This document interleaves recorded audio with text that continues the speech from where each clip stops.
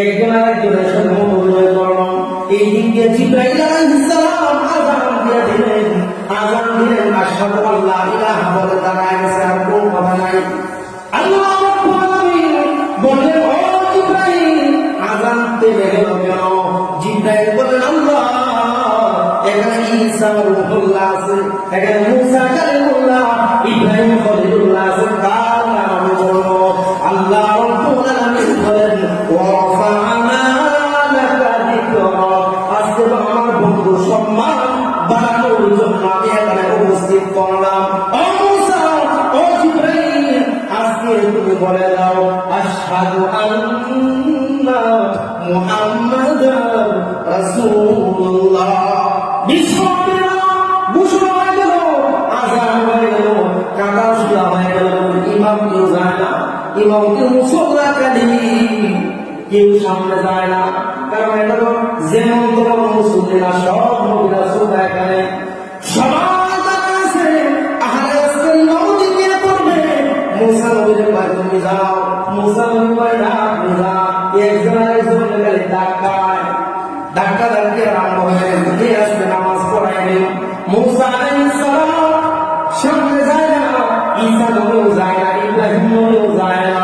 এমনিতে জিবরাইল আলাইহিস সালাম আমার আপনার নবী মুহাম্মদুর রাসূলুল্লাহর হাতে কান দিয়া সামনে দাঁড় করায় দিয়েছে। আল্লাহ পাক দুই রাকাত নামাজ পড়াইলেন।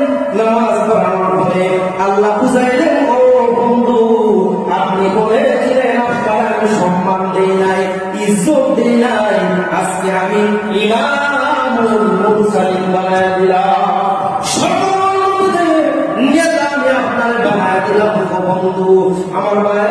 এরপরে এই জায়গা থেকে আবার আল্লাহর পয়গম্বরের সামনে বুরাক হাজির হয়ে গেল।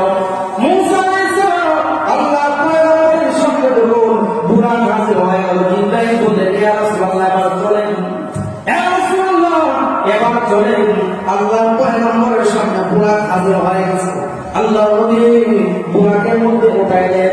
জমিন থেকে এবার প্রথম আসমানে যাবে। প্রথম জমিন থেকে 500 বছরের রাস্তা। এবার এই বুরাক যখন হাজির হয়ে গেছে, আল্লাহর পয়গম্বর বুরাকের মধ্যে উঠলেন, জিবরাইল উঠলেন। প্রথম আসমানে গেলেন। প্রথম আসমানে গিয়ে জিবরাইল প্রথম আসমানের গেটের মধ্যে বন্ধ করলেন। গেট তো খুলে না, গেট দরজার মধ্যে দাঁড়াও। এমনি জিবরাইল বলে, আমি জিবরাইল, না না, এই দরজা খোলা যাবে না। বলে, কেন? এই দরজা খোলা হবে ওই দিন নবী মুহাম্মদ আসবে যেদিন। কারণ এই প্রথম আসমানে ডিজাইন করা হয়েছে মুহাম্মদ এবং